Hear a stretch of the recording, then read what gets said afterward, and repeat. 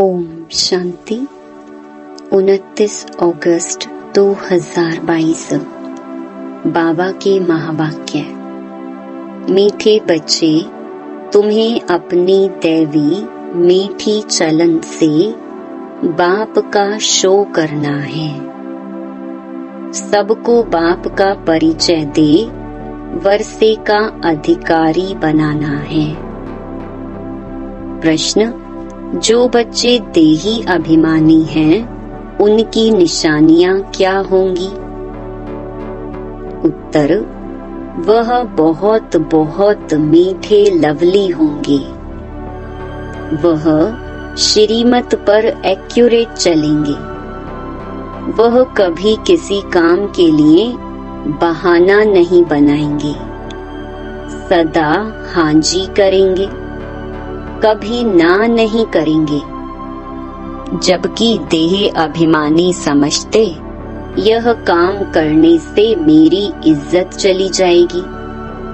देही अभिमानी सदा बाप के फरमान पर चलेंगे। बाप का पूरा रिगार्ड रखेंगे। कभी क्रोध में आकर बाप की अवज्ञा नहीं करेंगे। उनका अपनी देह से लगाव नहीं होगा। शिव बाबा की याद से अपना खाना आबाद करेंगे, बर्बाद नहीं होने देंगे। गीत: भोलेनाथ से निराला कोई और नहीं। ओम शांति। इतनी सारी बड़ी दुनिया है, इसमें भारत खास और यूरोप आम कहें, क्योंकि भारत तो प्राचीन ही है। यह तो समझते हैं असुल भारत ही था। सब धर्म वाले यह तो जानते ही हैं कि हम एक दो के पिछाड़ी आए हैं। हमारे आगे भारत ही था। यह तो समझ की बात है ना। तुम बच्चे जानते हो कि बरोबर भारत ही प्राचीन है। उस समय भारत ही बहुत धनवान था, तो स्वर्ग कहा जाता था। इस समय तो कोई मनुष्य मात्र बाप को जानते ही नहीं, सिवाय तुम बच्चों के। सो भी नंबरवार पुरुषार्थ अनुसार है, तो हर एक खुद समझ सकते हैं कि बेहद के बाप को नहीं जानते। पुकारते हैं, भक्ति करते हैं, परंतु बाप की बायोग्राफी किसको पता नहीं है। गाया भी जाता है कि फादर शोज सन, सन शोज फादर। अब तुम बच्चों को ही बाप का शो करना है। फादर तो अपना शो नहीं कर सकता। फादर तो बाहर नहीं जाएगा। तुम बच्चों को ही बाप का परिचय देना है। यह भी समझते हैं कि बेहद का बाप स्वर्ग का रचयिता है। उनको अगर जानते तो आश्चर्य लगता है। हम भगवान के बच्चे दुख में, आयरन एज में क्यों? यह प्रश्न भी तुमको पूछना है। पहला प्रश्न पूछना है, तुम्हारा परम पिता परमात्मा से क्या संबंध है? पूछने वाले को तो जरूर मालूम है, और कोई भी पूछता नहीं, क्योंकि मालूम नहीं है। तुम कोई से भी पूछ सकते हो। यह तो कॉमन रीति से सब कह देते हैं, ईश्वर सर्वव्यापी है। परंतु सर्वव्यापी का तो कोई अर्थ ही नहीं। दुख हरता सुख करता कहते हैं ना। दुख मिटाने वाला, सुख देने वाला तो एक चाहिए ना। तुम थोड़ा भी टच करेंगे, समझाएंगे तो समझेंगे बरोबर सतयुग में सुख ही सुख था। अभी तो दुख ही दुख है, तो जरूर सबके दुखों को बाप ने मिटाया होगा। यह तो अति सहज बात है। तुम्हारी समझ में आता है, हम पारलौकिक मात पिता के बने हैं। यह ज्ञान की बातें अभी यहाँ चलती हैं, सतयुग में नहीं चलती। वहाँ तो ना ज्ञान है ना अज्ञान है, ज्ञान देने वाला वहाँ कोई है नहीं। ज्ञान से तो प्रारब्ध पाली, तुम अभी ज्ञान से प्रारब्ध पा रहे हो, नंबरवार पुरुषार्थ अनुसार। देही अभिमानी बनना बड़ी मेहनत की बात है। शिव बाबा की सर्विस में जो तत्पर रहेंगे वही देही अभिमानी बन सकते हैं। देह अभिमान आ जाने से फिर उनसे वह खुशबू निकल जाती है। उनकी चलन से ही सारा मालूम पड़ जाता है कि यह देह अभिमानी है। देही अभिमानी बहुत मीठे लवली होते हैं। हम एक बाप के बच्चे ब्रदर्स हैं, आपस में भाई बहन भी हैं। दोनों ही श्रीमत पर एक्यूरेट चलने वाले हैं। ऐसे नहीं कि एक श्रीमत पर चले दूसरा बहाना बनाकर बैठ जाए। श्रीमत पर ना चलने वाले को बाप कभी अपना बच्चा कह नहीं सकते। बाहर से भल बच्चे बच्चे कहते हैं, परंतु अंदर में समझते हैं कि यह नाफरमान बरदार हैं, यह क्या पद पाएंगे। बाप दादा दोनों समझ सकते हैं। श्रीमत पर अमल नहीं करते हैं, देह अभिमान के कारण श्रीमत पर चलते नहीं हैं। देही अभिमानी बड़े मीठे होंगे। यह आसुरी दुनिया कितनी कड़वी है। माता पिता भाई बहन सब कड़वे। यहाँ भी जो देह अभिमानी हैं वह कड़वे हैं। अभी तो तुम देही अभिमानी बन रहे हो। कोई तो सिर्फ तमो प्रधान से तमो तक आए हैं, सिर्फ प्रधानता निकली है। कोई रजो तक पहुँचे हैं, सतो में तो कोई कोई आए हैं। ऐसे नहीं कि धीरे धीरे आते जाएंगे, कब तक धीरे धीरे चलते रहेंगे। देही अभिमानी को कभी देह का अभिमान नहीं रहेगा कि यह काम मैं क्यों करूं, इसमें मेरी इज्जत जाएगी। तुम पाकिस्तान में थे तो बाबा भी बच्चों को सिखाने के लिए सब काम करते थे कि देह अभिमान ना रहे। देह अभिमानी बनने से सत्यानाश हो जाती है। बाहर में जो प्रजा बनने वाले हैं उनसे भी गिर पड़ेंगे। प्रजा में जो साहूकार बनेंगे उनको भी नौकर चाकर मिलेंगे। यह तो और ही जाकर नौकर चाकर बनते हैं। इनसे तो वह साहूकार अच्छे ठहरे ना। बुद्धि से काम लिया जाता है तो समझ में आता है जो बच्चे नहीं बनते हैं, सिर्फ मददगार बनते हैं तो भी अच्छे धनवान बन जाते हैं। उन्हों को नौकरी करने की दरकार नहीं रहती। यहाँ तो नौकरी करनी पड़ती है, पिछाड़ी को करके राज्य भाग्य ताज मिलेगा। सजा तो खानी पड़ती है दोनों को। इन सभी बातों को ज्ञानी तो आत्मा समझ सकते हैं। अज्ञानी देह अभिमानी है, उनकी चाल ही ऐसी है। समझा जाता है कि यह कोई काम का नहीं। यहाँ तो बच्चों को श्रीमत पर चलना पड़े, नहीं तो माया बड़ा धोखा देने वाली है। झट देह अभिमान आ जाता है। देह अभिमान को मिटाए, देही अभिमानी बनने में ही मेहनत है। यहाँ रहने वालों को तो फिर ब्राह्मणों का संग है। बाहर तो दुनिया बहुत खराब है। ज्ञान में संग ऐसा होना चाहिए फर्स्ट क्लास, जो उससे पूरा रंग लगे। देह अभिमानी का संग मिलने से एकदम मिट्टी पलीत हो जाती है, फिर फरमान पर भी नहीं चलते हैं। बाबा कहते हैं, अगर हमसे आकर पूछो तो झट बताएंगे तुम फरमान बरदार हो व नहीं। नंबरवार पुरुषार्थ अनुसार बहुत अच्छे अच्छे हैं जो दिल को खुश करते रहते हैं। दुनिया में तो बड़ा दुख मारा मारी है, खून खराबी बहुत है, इनको कांटों का जंगल कहते हैं। तुमने इनसे किनारा कर लिया है, अभी तुम संगम पर हो। बुद्धि में है, हम गृहस्थ व्यवहार में रहते संगम पर खड़े हैं। अभी हम कांटों से फूल बनते जा रहे हैं, कांटों से पल्लव निकलता जा रहा है। दुनिया में रिलीजियस सिर्फ तुम ही हो, वह भी नंबरवार पुरुषार्थ अनुसार। जो बाप को ही नहीं जानते वह हुए इररिलीजियस। कहते भी हैं धर्मी और अधर्मी, पांडव और कौरव।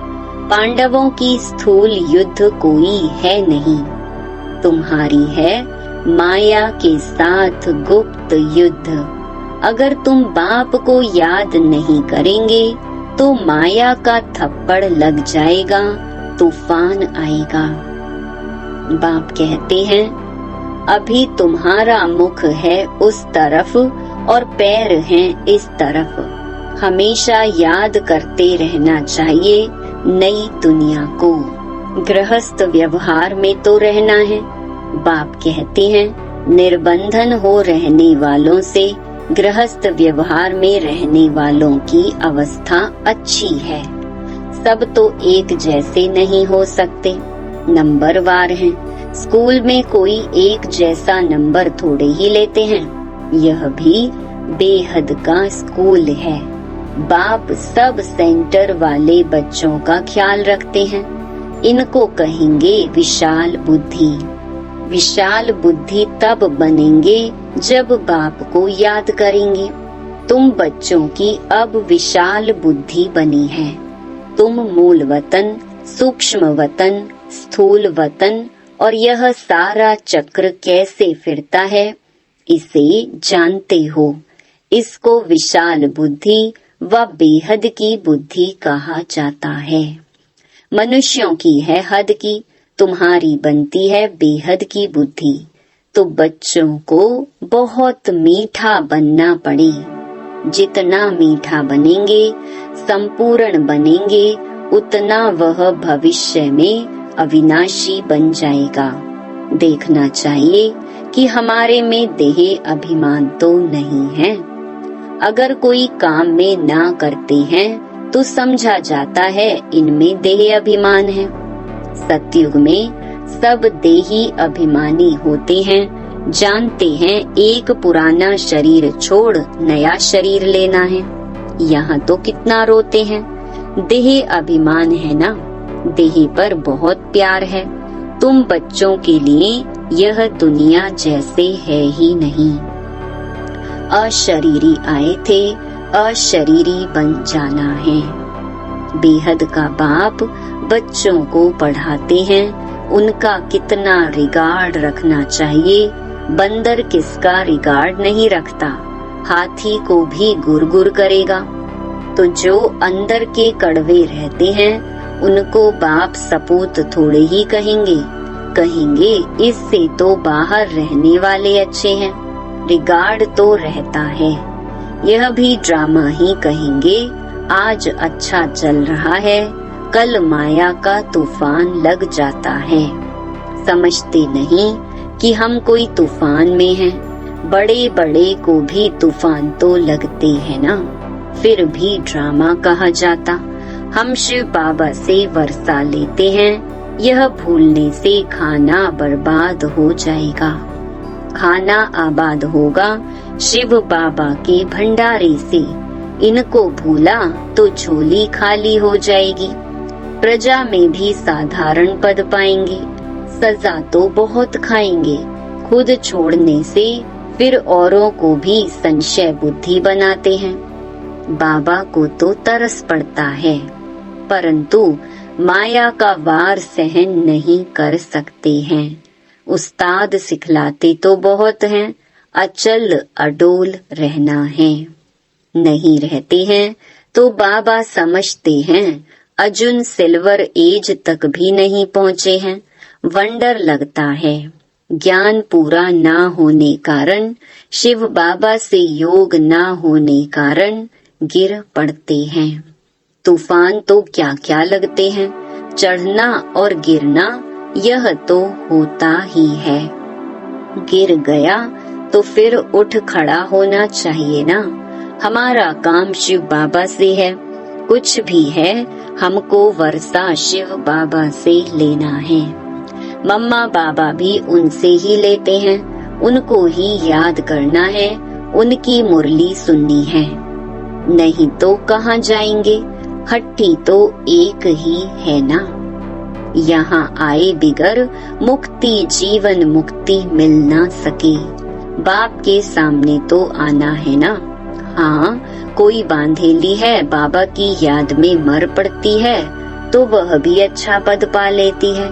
यहाँ जो देह अभिमान में आकर अवज्ञा कर लेते हैं उससे उसका पद अच्छा, क्योंकि बाबा की याद में मरी ना। अच्छा सौभाग्य है ना। इस ज्ञान मार्ग में और कोई तकलीफ नहीं है, बड़ा सहज है। यहाँ देही अभिमानी बहुत बनना है, बहुत देह अभिमान में रहते हैं। बाबा तो और कुछ कहते नहीं, सिर्फ दिल से अंदर तरस पड़ता है। शिव बाबा के भंडारे से शरीर निर्वाह करते हैं, यज्ञ की संभाल कुछ नहीं करते हैं तो पद क्या पाएंगे। इस यज्ञ की तो बहुत संभाल करनी है। जहाँ भी सेंटर्स स्थापन होते हैं वह शिव बाबा का ही यज्ञ है। इस यज्ञ रचने के लिए सिर्फ 3 पैर पृथ्वी चाहिए बस। कोई बूढ़े हैं, खुद समझा नहीं सकते हैं। अच्छा, फिर कोई बहने व भाई को बुलाओ, एक छोटा कमरा बना दो और बोर्ड लगा दो। बड़ा पुण्य का काम है। अभी कलयुग है, विनाश सामने खड़ा है। बाप से जरूर स्वर्ग का वर्षा लेना है। स्वर्ग का वर्षा मिलता ही है संगम पर, जबकि पुरानी दुनिया खत्म होती है, नई दुनिया स्थापन होती है। संगम पर वर्षा मिलता है जो फिर भविष्य के लिए अविनाशी हो जाता है। तुम बहुत समझा सकते हो, सिर्फ 3 पैर पृथ्वी चाहिए बस। 1-2 को उठाया तो भी अहो सौभाग्य। तुम एक ही मंत्र देते हो, मन मना भव। सिर्फ कहते हो बाप को याद करो तो अंतमति सो गति हो जाएगी। बाप स्वर्ग का खजाना देते हैं, सुना, बस बुद्धि में बैठा, स्वर्ग में आने लायक बन गया। जगह देने वाले को हक मिल जाता है। बाबा इतना सहज करके बताते हैं, कोई को सुख धाम का रास्ता बताओ। प्रजा बनी वह भी अच्छी, नंबरवार बनते जाएंगे। 3 पैर पृथ्वी का मशहूर है, इससे तुम विश्व के मालिक बनते हो। प्रजा भी कहेगी ना, हम विश्व के मालिक हैं। यह मकान भी 3 पैर पृथ्वी है ना। शुरू भी 3 पैर पृथ्वी से हुआ। एक कोठी थी, फिर धीरे धीरे बड़ा बनता गया। ऐसे बहुत आएंगे जिनको बाबा कहेंगे तुम ऐसे पैसे क्या करेंगे। तुमको बहुत अच्छी राय देते हैं कि 3 पैर पृथ्वी की ले लो, 10-15 हॉस्पिटल कॉलेज खोलो, अपने गांव में मकान किराए पर ले लो। यह तो सब खत्म हो ही जाएगा। इससे तो इस खर्चे में 10-15 सेंटर खोलो तो बहुतों का कल्याण हो जाएगा। तुम बहुत धनवान हो जाएंगे। तुम छोटी सी जगह में यह कॉलेज खोल सकते हो। तुमको सिर्फ रास्ता बताना है, अंधों की लाठी बनना है। जगाना पड़ता है। बाप और वर्षे को याद करो तो बस तुम्हारा बेड़ा पार है। और कोई खर्चे आदि की बात ही नहीं। बेहद के बाप से बेहद का वर्षा लेंगे। समझाना बड़ा सहज है।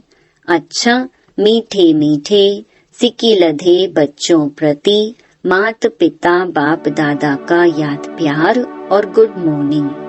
रूहानी बाप की रूहानी बच्चों को नमस्ते। धारणा के लिए मुख्य सार।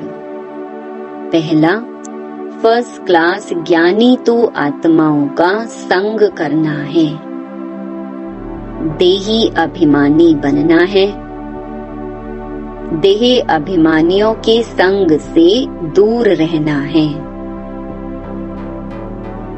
दूसरा, यज्ञ की बहुत प्यार से सच्चे दिल से संभाल करनी है, बहुत लवली मीठा बनना है, सपूत बनकर दिखाना है, कोई भी अवज्ञा नहीं करनी है। वरदान, ज्ञान गुण और शक्तियों से संपन्न बन दान करने वाले महादानी भव। सारे दिन में जो भी आत्मा संबंध संपर्क में आए उसे महादानी बन कोई न कोई शक्ति का, ज्ञान का, गुणों का दान दो। दान शब्द का रूहानी अर्थ है सहयोग देना। आपके पास ज्ञान का खजाना भी है तो शक्तियों और गुणों का खजाना भी है। तीनों में संपन्न बनो, एक में नहीं। कैसी भी आत्मा हो, गाली देने वाली, निंदा करने वाली भी हो, उसे भी अपनी वृत्ति व स्थिति द्वारा गुण दान दो। स्लोगन, जो एक बाप से प्रभावित है उन पर किसी आत्मा का प्रभाव पड़ नहीं सकता। ओम शांति।